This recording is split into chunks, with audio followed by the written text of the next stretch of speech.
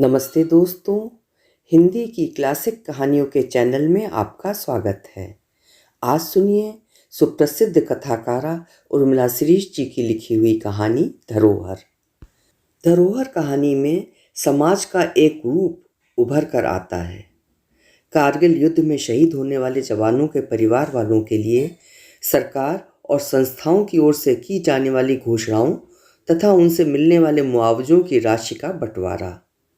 शहीदों के परिवार का इस्तेमाल सरकार और संस्थाएं कितनी संवेदनहीनता के साथ अपने हित में करती हैं, ये सब कितना हृदय विदारक होता है। सबसे ज़्यादा दुख देने वाली बात यह कि जीवन भर तप करके बेटे को पालने पोसने वाले माँ बाप को तब और विवश हो जाना पड़ता है जब मुआवजे की राशि शहीद की विधवा को दे दी जाती है।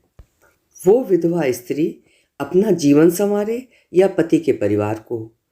इस द्वंद्व को, इस दर्द को, इस हताशा को लेखिका ने इस कहानी में वास्तविकता के साथ प्रस्तुत किया है।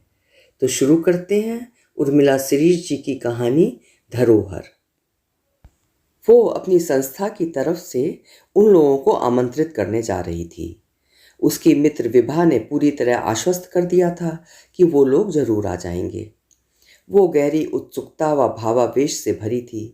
मन में ढेर सारे सवाल थे, संशय थे, वेदना एवं गर्व की अनुभूति थी।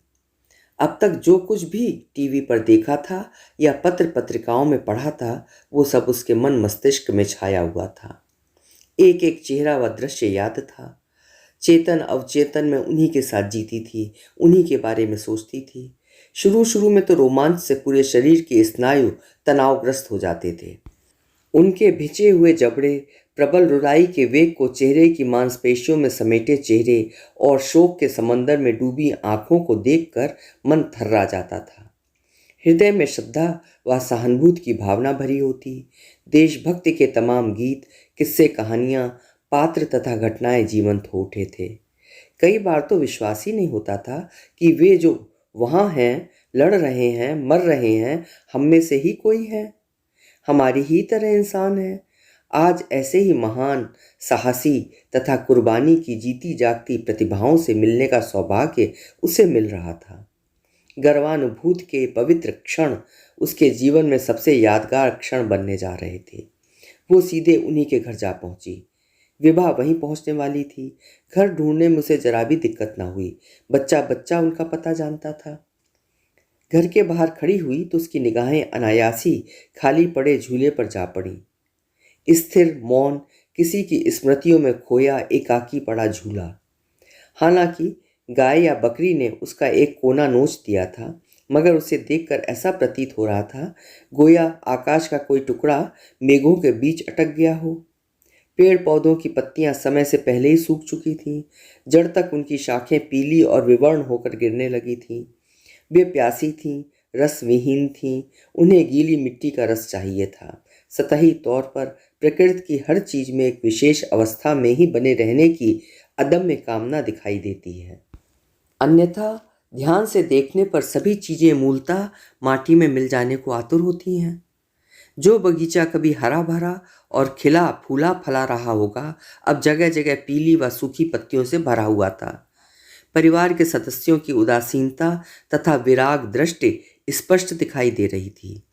वो यूं ही खड़ी रही क्षणों तक। अजीब सा भय भरा संकोच उसकी नसों में उतरने लगा। क्या करूं? यहीं खड़े होकर विभा का इंतजार करूं या? उसका हाथ अनायासी घंटी की ओर बढ़ गया। सघन मौन को हिलाता घंटी का स्वर गूंजा। एक बार, दो बार, तब कहीं अंदर से धीमी आवाज सुनाई दी। मैं। उसने अपना नाम बताया। कहिए, क्या काम है? कहाँ से आई हो? जी, विभा ने आपको बताया होगा। वो मेरे साथ आने वाली थी, मगर बाद में तय हुआ कि वो सीधे यहीं पहुंच जाएंगी। उसने अपनी संस्था का परिचय दिया। उन्होंने बेशब्द दरवाजा खुला छोड़ दिया।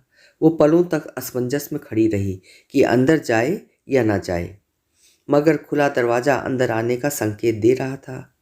बरामदे में सामान पड़ा था अस्त व्यस्त सा। गत्ते के खाली बॉक्स, पेपर्स। अंदर का कमरा जरूर सुव्यवस्थित था। उसने चारों तरफ निगाहें दौड़ाईं। क्रीम कलर के पंखे पर धूल की परतें चिपकी हुई थीं और किनारों पर छल्ले से लटक आए थे। छत पर जगह जगह जाले लगे हुए थे और एक कोने में छत से सुराग बनाती दीमक अपना साम्राज्य फैलाती जा रही थी। उसे लगा, इस घर में कितने सुराग बना देंगी ये दीमक, कितना खोखला कर दिया होगा दीवारों को। दीवार पर कई तस्वीरें लगी थीं। कोने की मेज पर बड़ी तस्वीरें रखी थीं जिस पर चंदन की माला पड़ी थी। अगरबत्ती केस तथा माचिस रखी थी। सुबह जलाई गई अगरबत्ती की राख किसी कीड़े की तरह लग रही थी। लग ही नहीं रहा था कि इस घर में कोई प्राणी है, कोई स्वर, कोई आवाज है। हर तरफ खालीपन, दर्द में डूबी घनी उदासी परकटे पक्षी की तरह बैठी हुई थी। शूरवीर जवान का शौर्य व तेज उन बर्फीली चोटियों से होकर घर आते आते बेशब्द तथा वजनदार हो गया था। यह सबके प्राणों में जाकर समा गया था। या बैठिए, बुलाती हूँ, कहकर वे दूसरे कमरे में चली गईं। एकदम हड्डियों का ढांचा मात्र बची दे, त्वचा की झूलती लटों को आसानी से पकड़ा जा सकता था। नाक पर चढ़ा चश्मा जिसके पीछे छुपी आंखों में गौर से देखना पड़ता था। गर्दन के नीचे दो नुकीली हड्डियों को देखकर उसे झुरझुरी सी हो उठी। क्या वे पहले भी ऐसी ही थीं?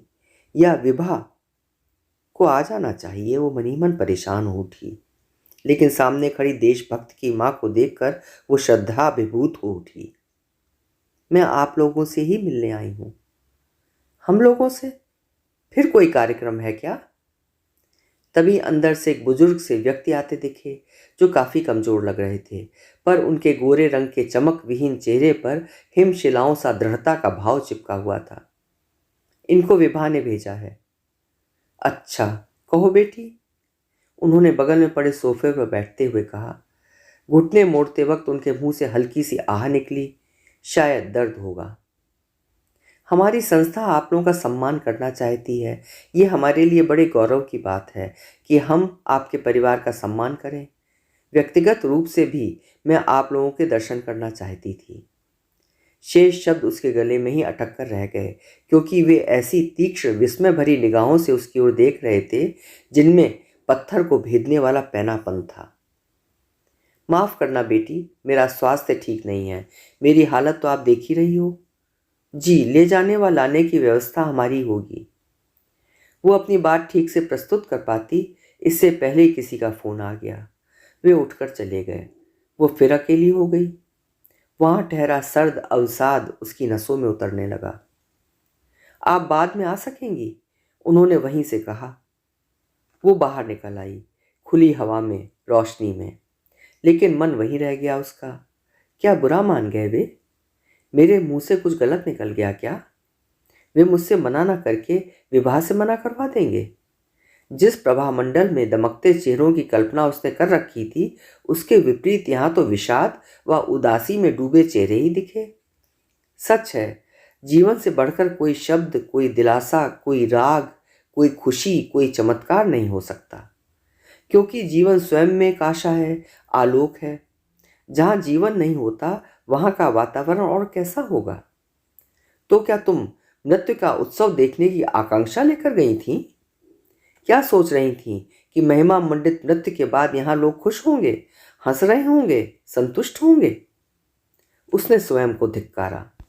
हम लोगों ने उनसे कार्यक्रम के बारे में तो पूछा तक नहीं। विभा से आश्वासन मिलने पर ही उसने ये कार्यक्रम रखा था। हाँ, विभा ने यह शर्त अलबत्ता रखी थी कि माता पिता को खास तौर पर आमंत्रित किया जाए, अन्यथा वो तो उनकी बहू को बुलाकर ही संतोष कर लेती। वो ऑटो में बैठी और विभा के घर आ गई। प्रतीक्षा करने के अलावा कोई रास्ता न था।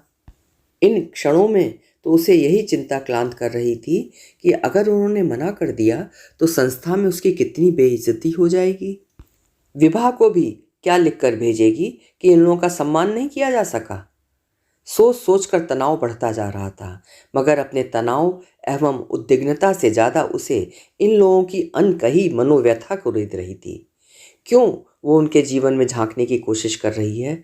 क्यों वो उनको भावनात्मक स्तर पर जानना चाहती है? क्या इसलिए कि वे शिखर पुरुष के जन्मदाता हैं, या सच्ची हमदर्दी जताने के वास्ते? क्यों वहां नहीं गई? तभी विभा ने आकर उसका ध्यान भंग किया। वहीं से तो आ रही हूं। क्या कहा उन्होंने? दोबारा आने के लिए बोला है, उनकी तबीयत ठीक नहीं है शायद। मगर उन्होंने मना कर दिया तो? वे आएंगे तो? हमारी तो पूरी तैयारी हो चुकी है। प्लीज़ विभा, तुम्हारे ही हाथों में है। वो असहाय सी विभा का चेहरा देखने लगी। चलो, कहकर उसने तुरंत स्कूटर मोड़ लिया। 20 मिनट बाद ही वो पुनः उसी कमरे में उसी सोफे पर बैठी थी, जिसके सामने बर्फीली दुर्गम चोटियों पर चढ़ते हुए जवानों के साथ उनका बेटा मुस्कुरा रहा था, तस्वीर में। हालांकि युद्ध तो समाप्त हो चुका है, मगर युद्ध में शहीद हुए या शामिल वीर जवानों तथा उनके परिवारजनों का सम्मान करने का हमारा संकल्प है। बेटी, युद्ध सीमा पर समाप्त हो गया है, जीवन में नहीं। असली युद्ध तो युद्ध की समाप्ति पर शुरू होता है, जहां शहीदों के परिवार अपने बेटों या भाइयों को खोकर अकेले हो जाते हैं, और वे जो अपंग हो गए हैं, उनके जीवन की त्रासदी को जीना किसी युद्ध से कम कष्टदायी होता है क्या? जी क्यों? जरूरी तो नहीं कि हर कोई सम्मान करे, बल्कि हो सके तो हर किसी को युद्ध की विभीषिका एवं उसके कारणों को समझने का प्रयास करना चाहिए, ताकि आने वाली पीढ़ी तो सुरक्षित रह सके। जी, आप उस वीर योद्धा के जनक हैं, जिसके ऊपर सारे राष्ट्र को अभिमान है, हम सबको गर्व है। उसी महान त्याग का स्मरण दिलाने के लिए ये कार्यक्रम किए जाते हैं। बल्कि मैं तो अपने साथ फोटोग्राफर को लाने वाली थी, ताकि आप लोगों के साथ फोटो निकलवा कर रख सकूं। हमारी आने वाली पीढ़ियों के लिए धरोहर होंगी वे स्मृतियाँ, ये तस्वीरें। उनके लिए कितने आश्चर्य की बात होगी कि उन दुर्गम चोटियों पर चढ़कर हमारे जवानों ने युद्ध लड़ा था, विजय प्राप्त की थी। बस बस, हो गया सम्मान, हो गई प्रशंसा। वे एकाएक बीच में ही बोल पड़े, एकदम तैश में आकर, जैसे कहीं गहरे तक शूल चुभ गया हो। तस्वीरों को धरोहर मानती हो, मगर युद्ध के उन्माद की उस जिज्ञासा को क्या कहोगी जो अपनी शक्ति व साम्राज्य विस्तार की ऊंची महत्वाकांक्षा को पूरा करने के लिए मासूम लोगों को तहस नहस कर देती है? युद्ध में उतरे दोनों ही तरफ के सैनिकों के परिवार बर्बाद हो जाते हैं, उनकी बहू बेटियां जवानी में ही विधवा हो जाती हैं, बच्चे बूढ़े अनाथ हो जाते हैं, जिन्हें हम व्यक्तिगत रूप से जानते तक नहीं, उनके प्राणों के प्यासे हो जाते हैं। जिन पैसों से राष्ट्र को समृद्धि की ओर विकसित होना चाहिए, उसी को उड़ा देते हैं बारूद के धुएं में। आज इंसान को युद्ध नहीं, जीने के साधन चाहिए। पता नहीं क्यों बन जाते हैं हम बर्बाद लोगों के हाथों की कठपुतलियां। आप लोग जिस भावना और शब्दों को लेकर चल रहे हैं, वो कल तक रहेगी क्या? बेटी, देश को इम्पल्सिव पैट्रियोटिक फीलिंग नहीं, एक दृढ़ संकल्प की आवश्यकता है। पता नहीं आप लोग बच्चों में ऐसे संस्कार क्यों नहीं डालते हैं? आप गलत समझ रहे हैं सर। असल में मैं क्या गलत समझ रहा हूँ? जो देखा है वही बता रहा हूँ। सम्मान व सहयोग के नाम पर ले जाकर बैठा देते हैं और बुलाते हैं सम्मानित करने के लिए उन्हें, जिनसे आपकी संस्था को लाभ मिलना होता है। व्यक्तिगत स्वार्थ तथा लाभ की भावना वहाँ भी नहीं छूटती। कहाँ से होगा देश का भला? लाइन लग गई थी सम्मानित करने वालों की। बसों व ट्रेनों तक में लोग शहीदों के नाम पर पैसे मांग रहे थे। किसी ने सोचा कि इन सबके पीछे हमारे दिल पर क्या गुजरती होगी? हमने तो अपना फर्ज समझा, और आप लोगों ने? वास्तविक चिंताओं से दूर आप शहादत और देशभक्ति के शब्दजाल रचे जा रहे हैं। कहकर वो चुप हो गए। उनका गला भर रहा गया था, उनकी गर्दन की नसें फूलकर बाहर निकल आई थी। हर एक के दिल में सच्ची भावना है आप लोगों के प्रति, इतनी श्रद्धा, इतनी सहानुभूति की। पहले मैं भी यही सोचा करता था कि मातृभूमि के लिए प्राण न्यौछावर करने का सौभाग्य कितनों को मिलता है, पर अब लगता है सैनिक तो हंसते हंसते कुर्बान हो जाते हैं, पीछे छूट जाती है गहन विभीषिका। जवान बेटे का जाना परिवार के लिए पल पल मौत से लड़ना होता है। मृत्यु को प्राप्त इंसान सबसे मुक्त हो जाता है, मगर उसके पीछे जो रहते हैं, उनकी वेदना को महसूस करना कितना असहनीय होता है। गौरव गाथाएं सुनकर अभिभूत होना और बात है, लेकिन यहाँ झेलना। उन्होंने अपने हृदय के बाईं तरफ कांपते हुए पतले हाथ को रखकर कहा, मौत से भी ज़्यादा दुखदाई होता है। उस दुख को हम जी रहे हैं, क्योंकि हमारे लिए यही अंतिम सत्य और लक्ष्य है। लेकिन अब हम नहीं चाहते कि इसे कोई तमाशा बनाए। संभव हो तो ये सब छोड़कर कुछ और करिए, हमें चैन से रहने दीजिए। बार बार वही खोखली बातें सुनने की शक्ति हम में नहीं रही। आश्चर्य कि किसी की बातों में चिंतन या भविष्य को समझने की कोई दृष्टि नहीं दिखाई देती। आप लोग उसे शब्दों में जीते हैं, लेकिन हमें तो अपनी अंतरात्मा में जीना है। वे लगातार बोले जा रहे थे। लगता था कोई अदृश्य काला तूफान उनके हृदय में भरा हुआ था। उनका चेहरा आवेश व व्यथा से लाल हो गया था। हल्की लंबी नाक पर रक्ताभा चमक उठी थी। गालों की बूढ़ी चमड़ी अब भी कांप रही थी, आंधी में थरथराती दिए की लौ की तरह। उनकी आवाज में ऐसी कपकपाहट थी जैसे ठहरे हुए पानी में भारी पत्थर गिर गया हो और उसकी गूंज देर तक उसकी सतह को थरथराती रहती है। आंखों में उतर आई नमी को उन्होंने अपनी भूरी शुष्क पलकों में सोख लिया। इस दौरान उनकी पत्नी एकदम चुप बैठी रही थी, एकदम स्तब्ध, स्पंदनहीन। उसने सकपकाकर उनकी तरफ देखा तो उन्होंने निःशब्द बहते आंसुओं को अपनी पतली रूखी उंगलियों से पोंछ लिया।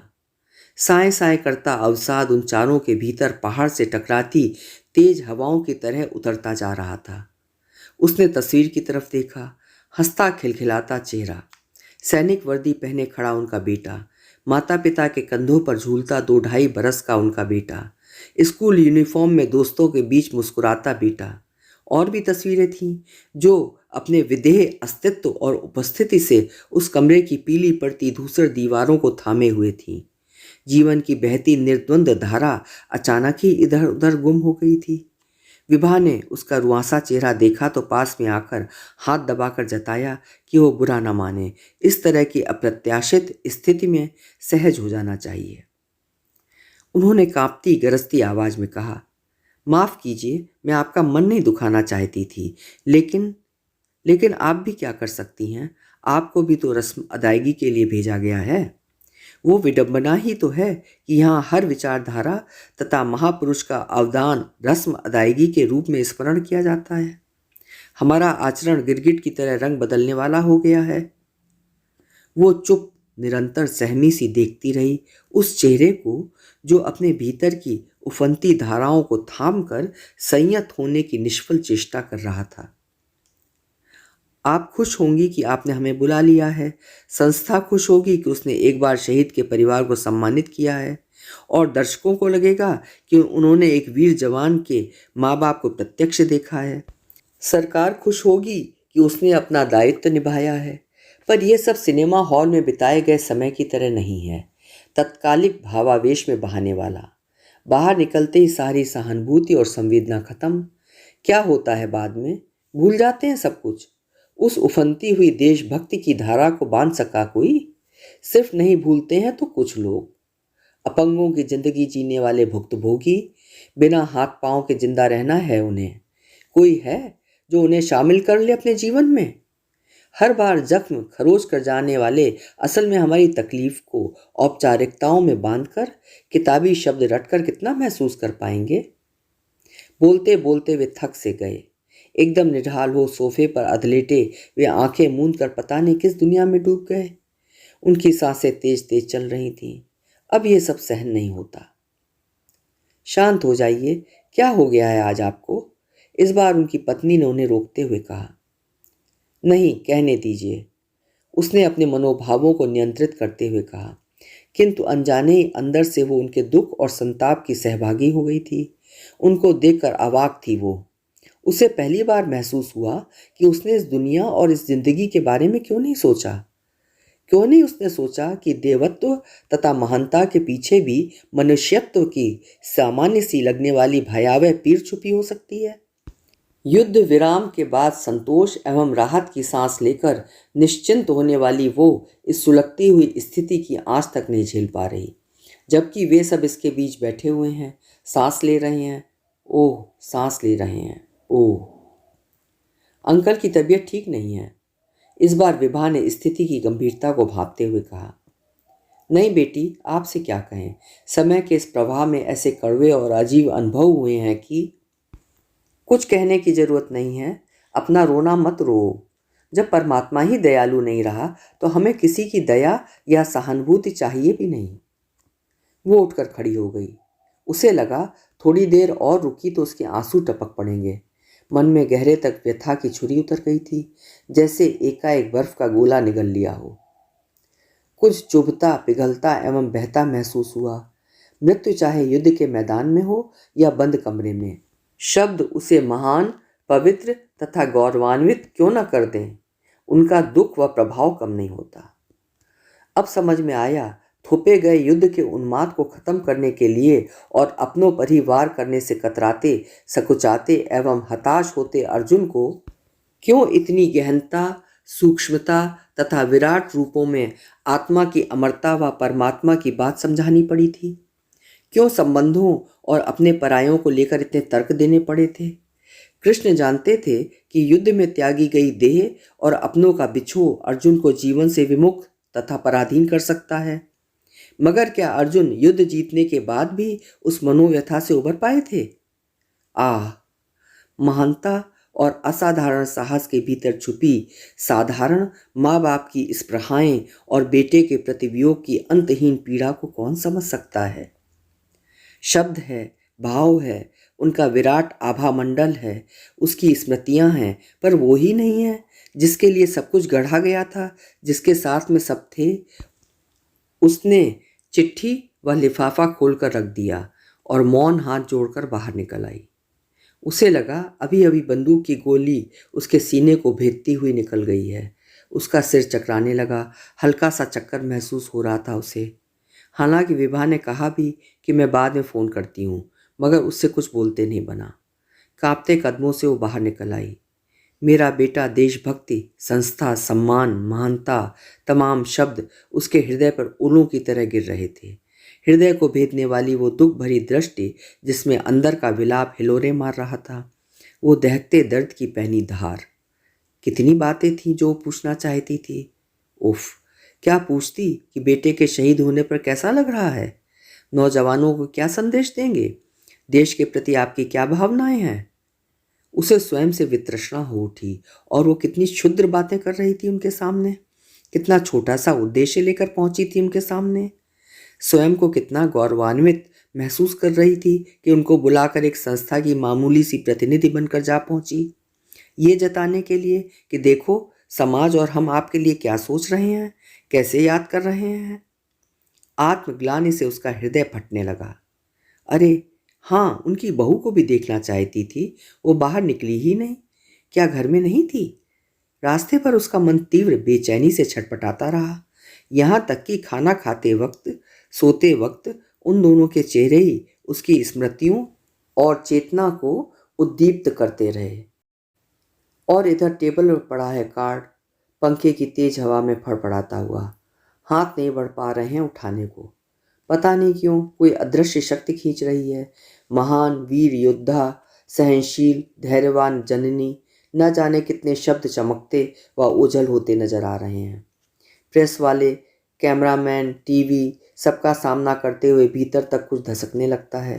धरती को फटते हुए कभी नहीं देखा था, मगर उस दरार का फटते जाना अब महसूस होता है। फिर भी वे जीवित हैं, जैसे तूफान में कोई वृक्ष हिलकर पूरी ताकत से खड़ा कर रहता है, वैसे ही वे खड़ी हैं। कई कई तूफानों के चक्रवातों से होकर गुजरने के बाद भी कोई उन्हें पुनः पुनः खड़ा कर देता है।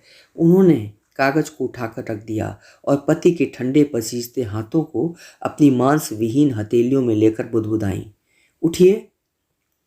अंदर से फूटती रुलाई के वेग ने उन्हें वहीं धंसा दिया।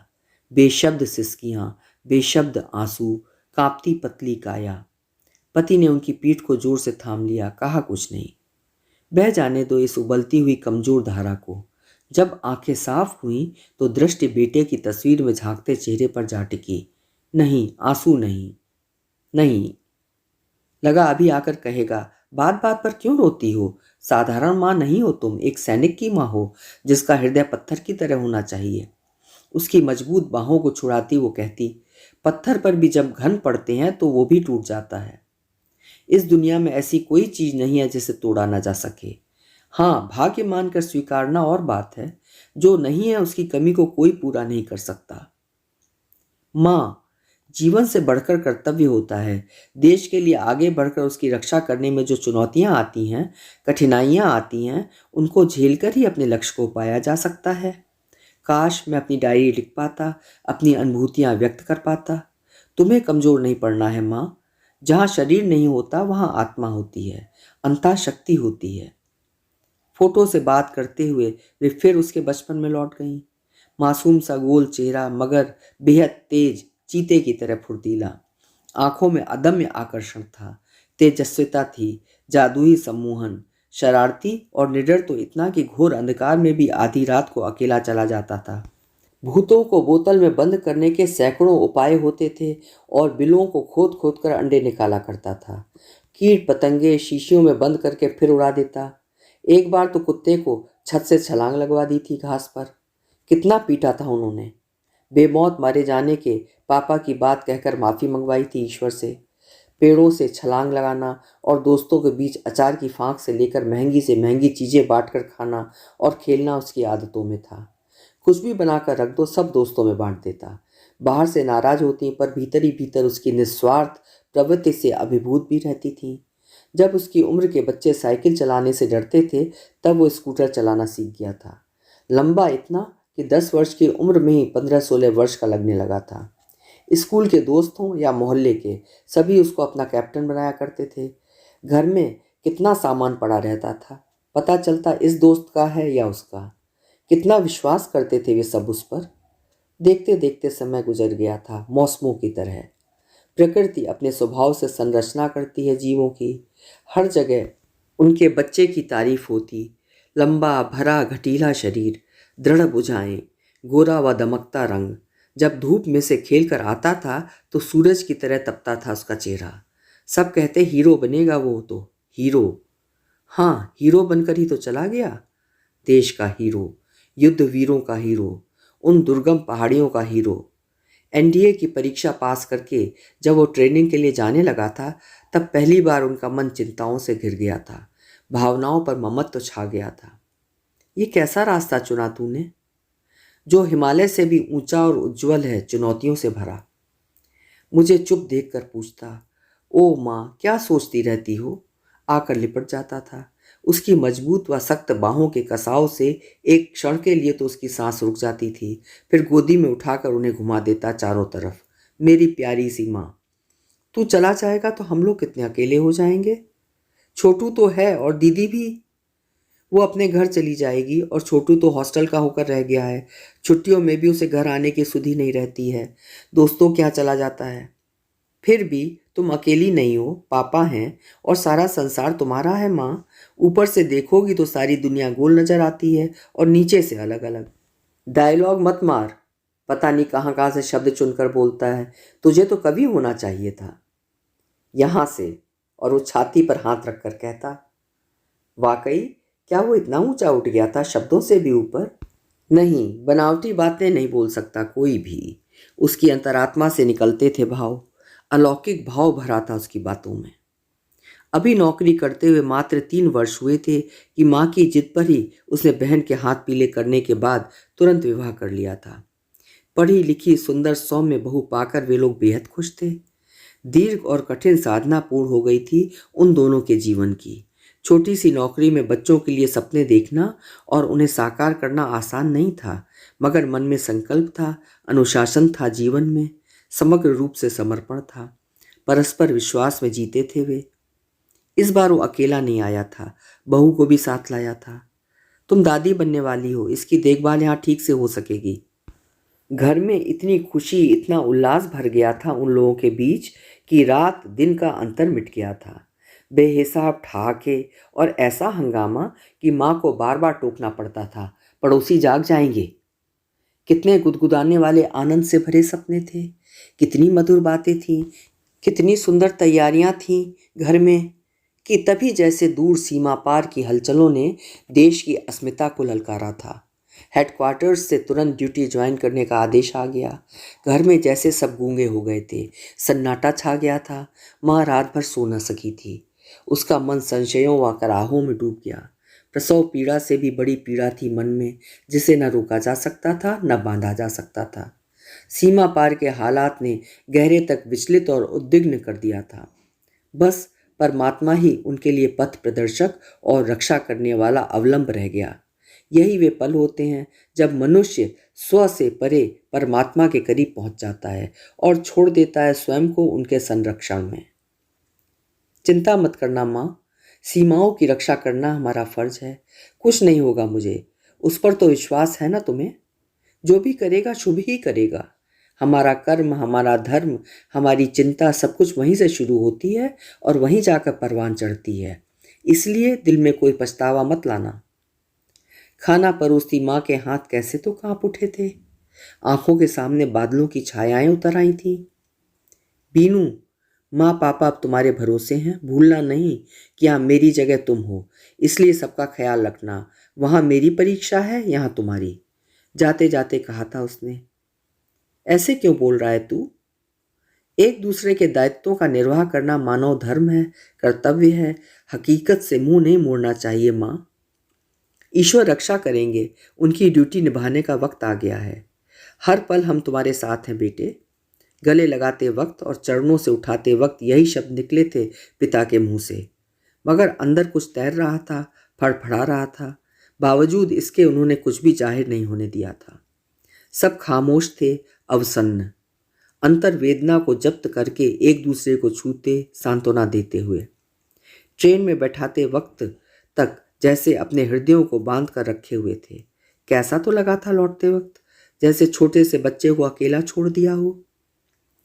हर रोज जवानों की बहादुरी और बलिदान की खबरें सुनकर गर्व की अनुभूति होती थी, मगर उनके शवों को देखकर या उनके लापता होने अथवा पकड़े जाने या अंग भंग किए जाने की खबरें सुनकर वे दहल जाती थीं। दिल थाम कर बैठी रहती थी और पिता पेपरों में उलझे रहते। परमात्मा रक्षा करना उस एक गोली से जो प्राणों को ले लेती है। दुश्मन के हाथों उसकी देह को अपवित्र मत होने देना प्रभु। उसे शक्ति देना, उसे विजयी बनाना, चिरंजीवी बनाना। वे पकड़ के ले जाएं और अंग भंग करके यातना पहुंचाएं, ऐसे क्षण मत आने देना ईश्वर। घर के छोटे से मंदिर में शुद्ध घी का अखंड दीपक जलता रहता था, जैसे उसकी ज्योति ही उन वीर प्राणों की लौ को थामे थी, कवच बनी हुई थी। हाथ में माला होती, मगर आंखें टीवी स्क्रीन पर जमी रहती थीं, निर्निमेष। मुंह बंद रहता, किंतु अंतःकरण में प्रार्थनाएं झरने की तरह प्रवाहित होती रहती। शहीद होते जवान, उनकी बढ़ती हुई संख्या, दिन प्रतिदिन भयानक होता युद्ध का रूप, और इधर शहीदों की जय जयकार करती जनता। शोक धुने, तोपों की सलामी देती फौज, फूल मालाओं का अथाह ढेर। कितने दिन, कितनी रातें, न नींद न खाना, परस्पर सामान्य वार्तालाप। क्यों लगता था उन्हें कि जागती रहेंगी तो सब ठीक ठाक रहेगा सीमाओं पर? पलकें बंद हुई तो पता नहीं कौन सा दृश्य आ खड़ा होगा। पता नहीं किन पलों, किस स्थल पर गूंजती तोपों और सनसनाती गोलियों के बीच उसने 4 लाइनें लिखी थीं।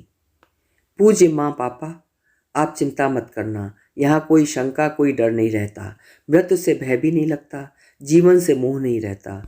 जीवन मरण जैसे शब्दों से परे हो जाते हैं हम। लगता है मैं कुरुक्षेत्र के मैदान में हूँ और ईश्वर मेरा सारथी।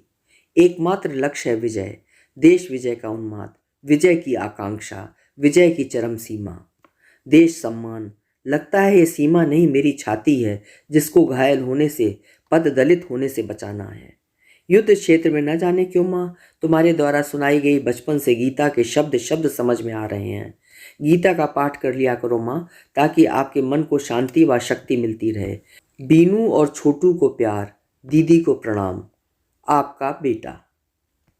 मगर उस दिन उन्होंने देखा नहीं, सुना नहीं, स्वप्न देखा नहीं, हकीकत में ही देखा कि मेजर संदीप मिश्रा ने अपने प्राणों की बाजी लगाते हुए, लेकिन उन्होंने रक्षा की। टीवी स्क्रीन पर रंगीन चेहरा था उनके बेटे का, नहीं मेजर संदीप का, नहीं देश के वीर सपूत का। फिर वो स्थल जहां मेजर संदीप लड़े थे, शहीद हुए। उन्होंने हतप्रभ हो इधर उधर देखा। पति पीछे खड़े अपना सीना थपथपा रहे थे। बहू एक तरफ लुढ़क गई थी निश्चेतना में। छोटू उसको थामे उनकी तरफ लपक रहा था। शेष उन्हें स्मरण नहीं, सब कुछ अंधकार में विलीन हो गया था। किसने हॉस्पिटल पहुंचाया, किसने क्या किया नहीं मालूम। चेतना शून्य सी वो बैठी हैं। जब भी चेतना लौटती है एक ही वाक्य याद आता है, आंसू नहीं बहाना, मगर आंसू हैं कि बहे जा रहे हैं। कई बार लगता उन्हें भ्रम हो गया है, वे बावरी हो गई हैं। हर शहीद में उन्हें अपने बेटे का चेहरा दिखाई दे रहा है। लेकिन जब देखती हैं कि लोगों का समूह उमड़ कर बाहर तक बैठा है, तब सत्य उनकी चेतना में अंतर्भूत हो सका। सारी औपचारिकताओं के बाद उनका बेटा तिरंगे झंडे में लिपटा हुआ ससम्मान घर लौट रहा था, अपने साथियों के कंधे पर सवार होकर। ताबूत में से उसकी पार्थिव पवित्र देह निकालते देखकर वे फिर मूर्छित हो गईं। जब मूर्छा हटी तो देखा पति अपने जबड़े भींचे आंसुओं को पीते हुए मशीन की तरह चल रहे हैं, बोल रहे हैं, कैमरा व टीवी वालों को जवाब दे रहे हैं। बहू तथा दोनों बच्चों का वही हाल था। जहां तक निगाहें जाती थीं, अछूत सीमा तक लोगों का विशाल समूह तैरता सा नजर आ रहा था। विस्मय और गर्व से भरे चेहरे, अश्रुपूर्ण आंखों से भरे चेहरे। उनकी बातों में जोश था, अभिमान था। इस मोहल्ले, शहर तथा देश को लेकर वे सीना फुलाकर बात कर रहे थे। राष्ट्रीय धुन, तोपों की गूंजती सलामी, सिर्फ कदमों की आहट, सिर्फ मौन का महापर्व, और इस महानंद के बीच अग्नि को समर्पित होता एक युवा शरीर, जिसे उसके कर्तव्य ने इतना महान तथा लोकप्रिय बना दिया था। वो ध्रुव तारा बन गया था। उसकी अग्नि के साथ जलती चिता की लालिमा आकाश के छोरों को स्पर्श कर रही थी। उसकी शौर्य गाथा को बयान करने के लिए शब्द कम पड़ गए थे। कितने ही दिनों तक उसके घर में अपार भीड़ लगी रहती थी। दूर दूर से लोग आते रहे थे। उनका वो छोटा सा घर मंदिर की तरह पावन और पूज्य स्थल बन गया था। सरकार व संस्थाओं की तरफ से सहयोग राशि देने वाले अधिकारी, मंत्री, प्रेस वाले, एमपी, एमएलए और न मालूम कौन कौन लोग आते रहे थे। छोटा बेटा बहुत छोटा था, इसलिए बहू को तुरंत अनुकंपा नियुक्ति मिल गई। अपने पैरों पर खड़ी हो गई थी। विश्वास तो रहेगा, स्वयं पर उनको तसल्ली हुई थी। सरकारी तथा तमाम संगठनों से मिलने वाली राशि भी उसी के नाम बैंक में खाता खुलवाकर जमा करवा दी थी। अखबार में खबरें छपती थीं, फोटो आते। लोगों ने उन्हें स्वर्ग से उतरे देवताओं की तरह पूजना शुरू कर दिया था। बल्कि कई बार उन्हें लगता था कि वे बेटे की शहादत के कार्यक्रम में नहीं, नृत्योत्सव में बैठे हुए हैं और लोग उन्हें कम, स्वयं को ज़्यादा दिखा रहे हैं। पर करते भी क्या, जो जैसा कहता वैसा कर देते। बेटी, तू स्वयं को संभाल। इन सबके बीच अब उन्हें बहू की चिंता ज़्यादा सता रही थी। कहीं बेटे का आखिरी दैहिक अंश प्रकृति वापस न ले ले। मगर देखा देखी आयोजनों का सिलसिला जारी था। जहाँ जाती वहाँ वही बातें दोहराई जाती। वे निर्विकार बैठी रहती, मूर्तिवत। गौरव गाथाओं की जीवित किंवदंती बनाकर लोग उन्हें सुख दुख से परे उठा देते, इस जगत तथा इहलोक के एहसासों से दूर। जैसे वे इंसान ही ना हो, उनके भीतर आँच ना हो, भावनाएं ना हो, क्रंदन का स्वर ना हो। जबकि उस जगह पर बैठे हुए हृदयाकाश में कितनी तीव्रता के साथ कांपती रहती थीं स्मृतियाँ, स्मृतियों के शिखावृंत। रात में बैठी रहती, कुछ भी तो नहीं भुला पाती। कई बार उठकर बहू के कमरे में जाती। कभी वो घूमती होती, कभी पलंग पर बैठी होती, तो कभी किताब खोले आकाश में ताकती होती, कभी अनजाने ही कराहती होती। जाकर पूछती तो कहती, नहीं, मैं नहीं करा रही थी। पति पीछे से जा पहुँचते, जाओ उसकी पीठ पर हाथ फेरो, जाओ उसको सुलाकर आओ। तब वे भी देखती पलंग पर एकाकी तड़पती देह को। क्या होगा इसका? उनकी छाती बैठने लगती। बहू के कमरे के सामने बैठी वे आज कुछ ज़्यादा ही विचलित थी। क्या सोचती रहती हो? पति पूछते। लोगों को इतना भी ख्याल नहीं रहता कि कब क्या बात कहें। क्लब की अध्यक्ष मिसेस शास्त्री कह रही थी कि पैसे देने वाली संस्थाओं को माँ बाप को ही सहायता राशि देनी चाहिए। विनीता को कितनी चोट पहुंची होगी, वो हमसे अलग थोड़े ही है ना। हमें किसी की बातों पर ध्यान ही नहीं देना चाहिए। विनीता सब समझती है, वो समझदार है और संवेदनशील है। हम लोगों के जज्बात गहराई से समझती है। बहू के घर वाले कुछ ज़्यादा ही आने लगे हैं। पड़ोसन मिसेस मेहरा पता नहीं ऐसा क्यों कह रही थी। तुम्हें कहना चाहिए था कि उसकी देखभाल के लिए आते हैं। उसको लेकर वे भी तो दुखी और चिंतित हैं।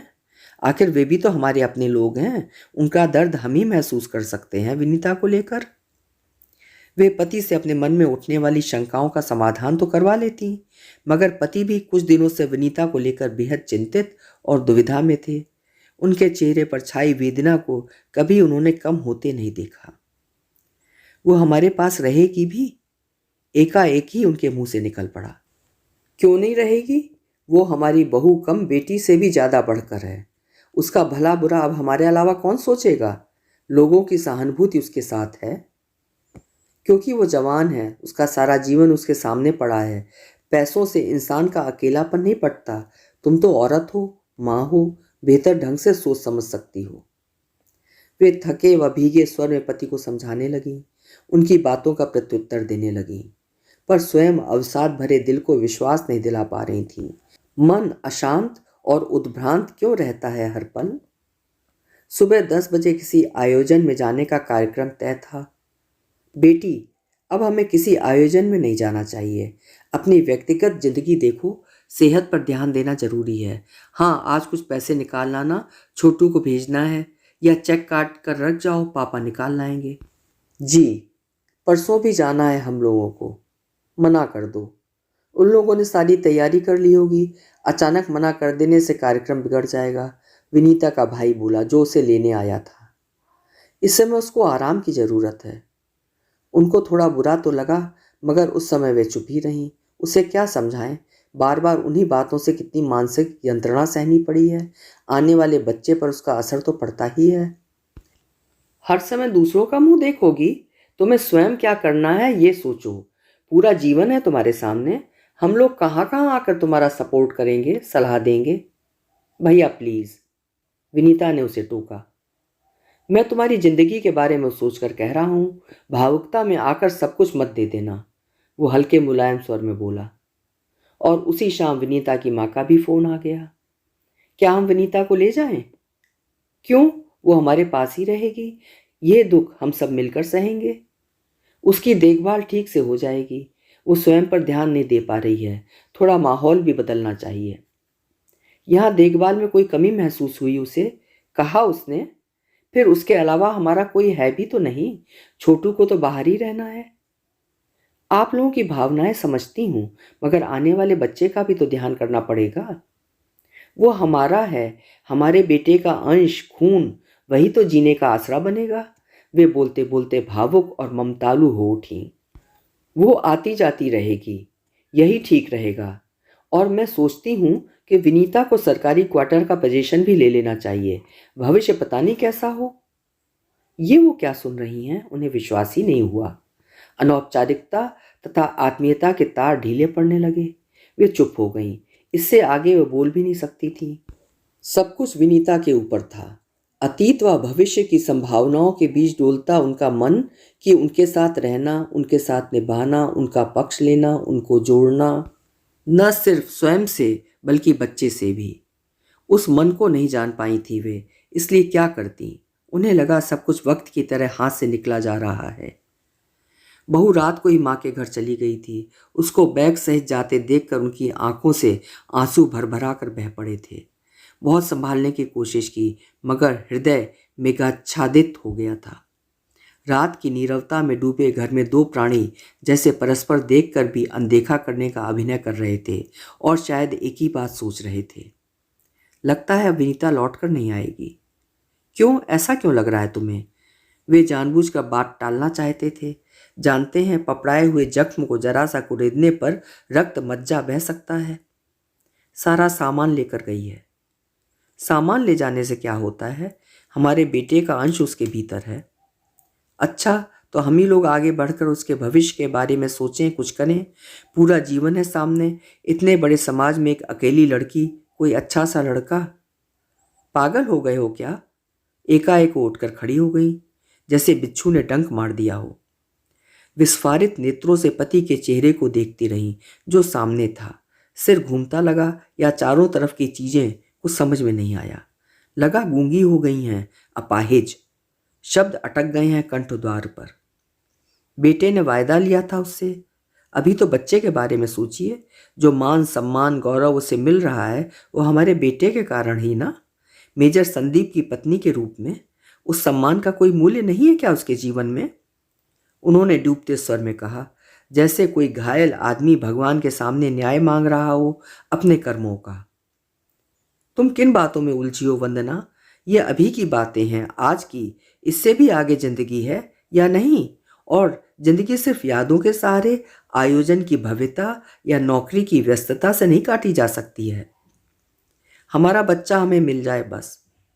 वे हारे हुए योद्धा की तरह लड़खड़ाते हुए स्वर में बोली, जैसे बच्चे के मिल जाने से विनीता को रोक सकेंगी। वो माँ है, उसकी तुम्हें जरूरत है या उसको? क्या हो गया तुम्हें वंदना? क्या कह रही हो? तब क्या होगा? उनकी आंखों में महाशून्य फैलने लगा, निराश, अनिश्चय, विक्षोभ। विनीता के प्रच्छन्न भावों से उन्हें गहरा आघात लगा था। हालांकि आशा का अनदेखा स्फुलिंग अब भी उनके अंतर्मन में दबा था। इसीलिए बोली, देखो, हमें जमाने की बातों में नहीं आना चाहिए। सुबह हम बहू से खुद बात कर लेंगे। वे उठकर बाहर आ गए। पत्नी पर उन्हें दया हो आई। जिंदगी में ऐसी परीक्षा की घड़ियों से गुजरना होगा, उन्होंने कल्पना तक नहीं की थी। कोई नहीं समझ पा रहा है कि विनीता का जीवन किस दोराहे पर जाकर खड़ा हो गया है। अचानक ही भाग्य ने उसे चोटी पर ले जाकर खड़ा कर दिया, मगर उतरने का रास्ता समय की दो दिशाओं में, अतीत या भविष्य, विभक्त हो गया है। किस तरफ जाए वो? यदि वो शादी करती है तो समाज का एक वर्ग उसे धोखेबाज कहेगा और शायद संदीप के प्रति अन्यायी भी। यदि नहीं करती है तो नौकरी, बच्चे और हमारे बीच उसका अस्तित्व क्या रह जाएगा? उसे भी तो जीवन साथी चाहिए। जीवन की शाश्वत जरूरतें होती हैं। क्या हमें सिर्फ इसीलिए उसकी शादी के बारे में नहीं सोचना चाहिए क्योंकि वो मेरे बेटे की पत्नी है, बहू है हमारी? वंदना को कैसे समझाऊं मैं? वो क्या करें? उसके घायल हृदय को ये बातें रास नहीं आएंगी। वे रात भर निद्रा विहीन बैठे रहे बाहर, और उधर अंदर पत्नी बैठी थी। संशय के मेघ रह रहकर उनके हृदय को भिगो जाते थे। लग रहा था समय थक गया है, सुबह हो ही नहीं रही थी। इतनी लंबी रात, इतना गहन अंधकार, इतना गहरा सन्नाटा, इतनी गहरी चुप्पी। तरह तरह के ख्याल विषाद को घनीभूत कर रहे थे। निगाहें घड़ी पर टिकी थीं, कब सुबह हो और वे बात करें। 5 बजे से ही फोन के पास आकर बैठ गईं। रिसीवर उठाती रखती, फिर इधर उधर टहलकर आ जाती, या बेटे की तस्वीर को पोंछती या उसकी माला बदलती। 7 बजते ही उन्होंने फ़ोन लगाया। विनीता तो सो रही है, रात में थोड़ी तबीयत खराब हो गई थी, बात करवा दूंगी। नहीं नहीं, परेशान मत होइए, घबराने की बात नहीं है, कहकर विनीता की माँ ने फ़ोन रख दिया। रिसीवर उनके हाथ में रह गया। क्या उनकी शंका सच साबित होने जा रही है? स्थितियां अव्यक्त व जटिल होती जा रही थीं। उनका मन डूबने लगा। क्या हुआ? सो रही है, उठते ही बात कर लेगी। कह रही थी रात में तबीयत ठीक नहीं थी। देख कर आए क्या? उसका फ़ोन आ जाने दो। 1 घंटा, 2 घंटा। फ़ोन की घंटी बजते ही वे दौड़ कर जाती, मगर थके हताश कदमों से वापस आ जाती। सुबह दूध उफन कर बह गया था, उन्हें याद नहीं, बल्कि बर्तन जलने तथा धुआं भर जाने के बाद ही वे जान पाई थी। फिर सब्जी काटते हुए 2 बार चाकू उंगली में लग गया, 2 बार हाथ जला।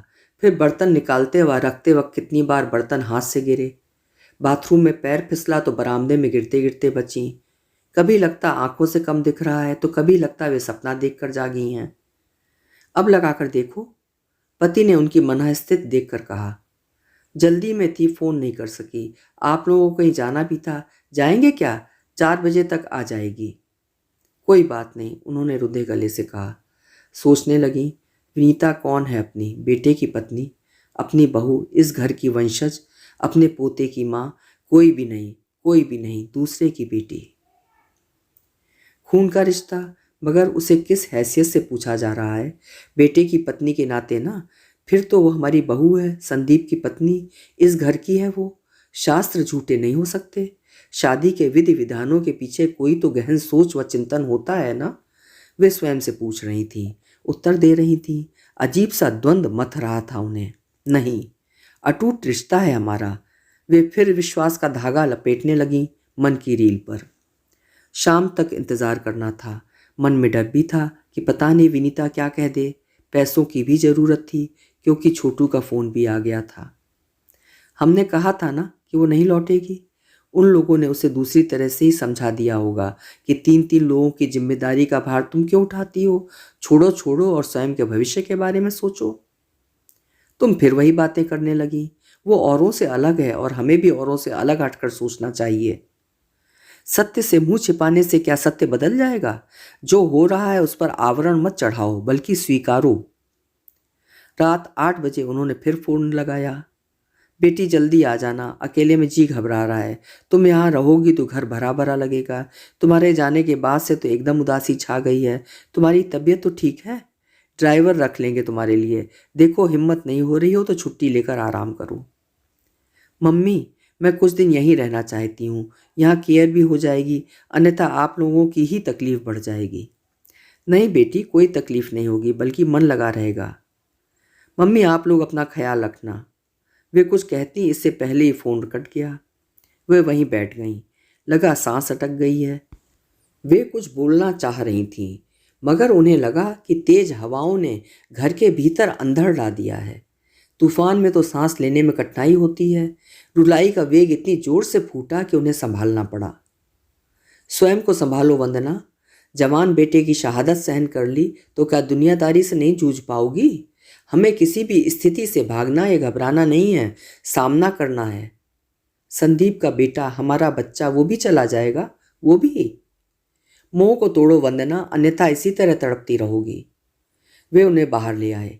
खुला व स्वच्छ आकाश, चमचमाते नक्षत्र, पावन और पवित्र वातावरण, हर वस्तु में प्राणों का संचार था। खाली झूले के पास आकर उसको थाम कर खड़ी हो गई वे। कहाँ हैं वे सब जो आए थे वीरता और बहादुरी के दर्शन करने?